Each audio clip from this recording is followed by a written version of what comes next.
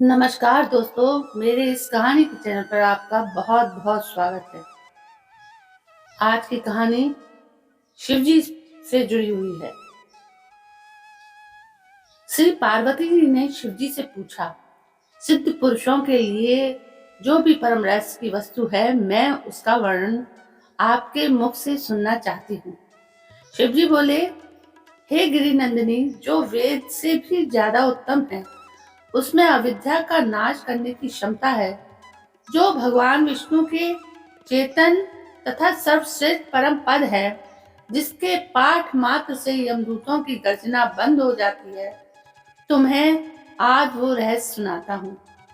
हे पार्वती, इससे बढ़कर कोई ऐसा रहस्यमय उपदेश नहीं है जो संतप्त मानवों के विविध ताप को हरने वाला और बड़े बड़े पातकों का नाश करने वाला हो।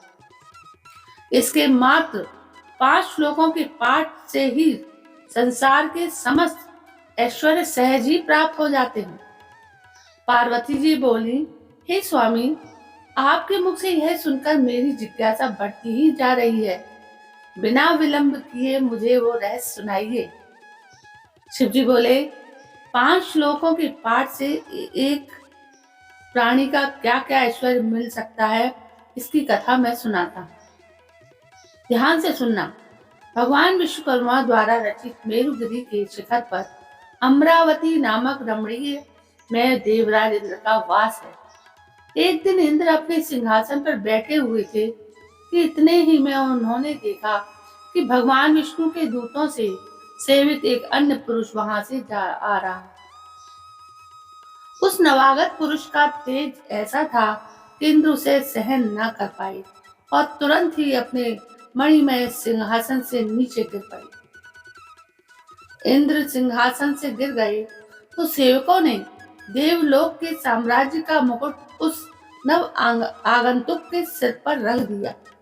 नव आगंतुक नए इंद्र के रूप में स्थापित हो गए। देवांगनाओं और उनके साथ सभी देवताओं ने उनकी आरती उतारी। ऋषियों ने वेद मंत्र का उच्चारण करके उन्हें अनेक प्रकार के आशीर्वाद दिए। गंधर्वों ने उन्हें प्रसन्न करने के लिए सुंदर स्वर में मंगलमय गान शुरू कर दिए।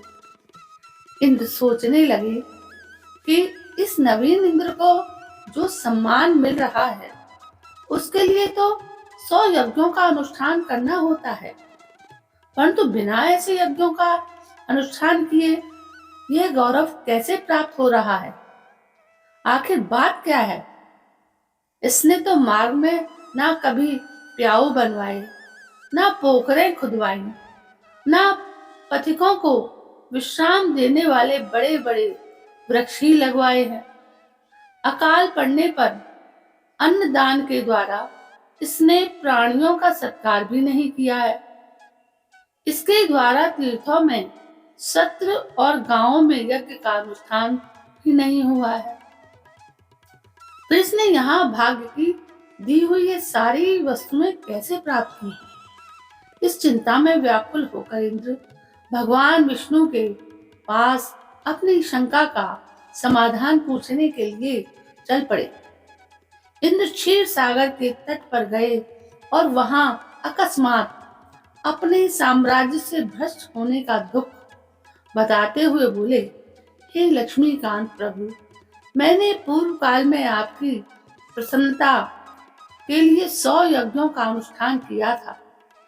उसी के पुण्य से मुझे इंद्र पद की प्राप्ति हुई थी, किंतु इस समय स्वर्ग में कोई दूसरा ही इंद्र अधिकार जमाए बैठा है। उसने तो ना कभी धर्म का अनुष्ठान किया है, ना यज्ञों का, फिर उसने मेरे दिव्य सिंहासन पर कैसे अधिकार जमाया है? श्री भगवान बोले, इंद्र वो गीता के 18वें अध्याय में से 5 श्लोकों का प्रतिदिन पाठ करता है। उसी के पुण्य से उसने तुम्हारे उत्तम साम्राज्य को प्राप्त कर लिया है। गीता के 18वें अध्याय का पाठ सब पुण्यों का शिरोमणि है।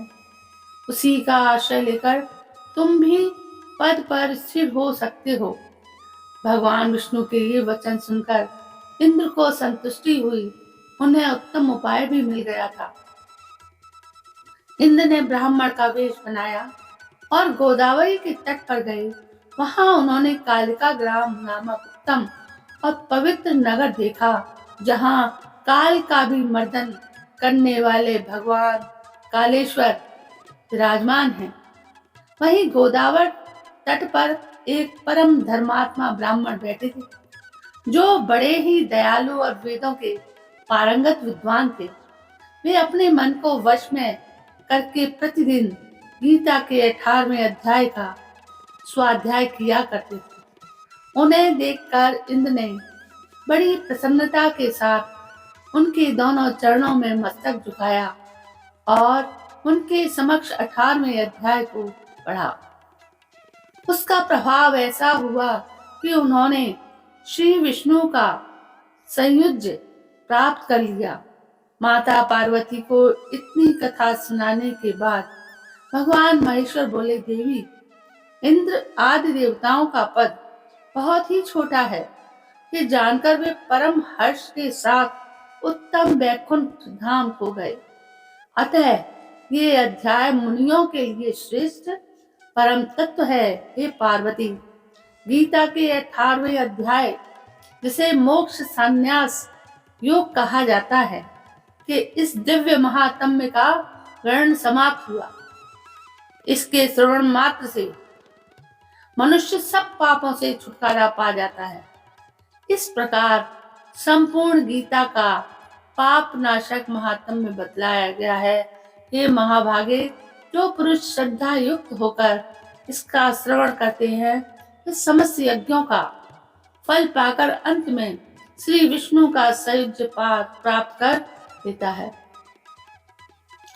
तो दोस्तों, इतनी महिमा बताई है हमारे शास्त्रों में मंत्रों की कि कुछ कहा नहीं जा सकता।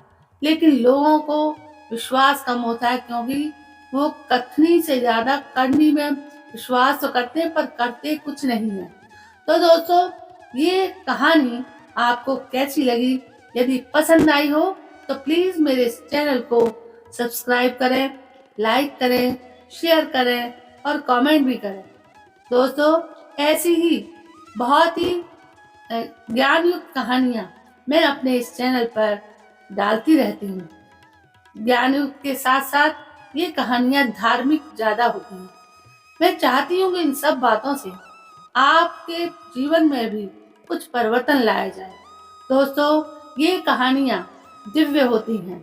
ये कहानियां देवताओं द्वारा रचित होती हैं। हम मनुष्य की क्या औकात। तो कल मैं फिर हाजिर होती हूँ आपके सामने एक नई कहानी को लेकर। तब तक के लिए जय हिंद, वंदे मातरम।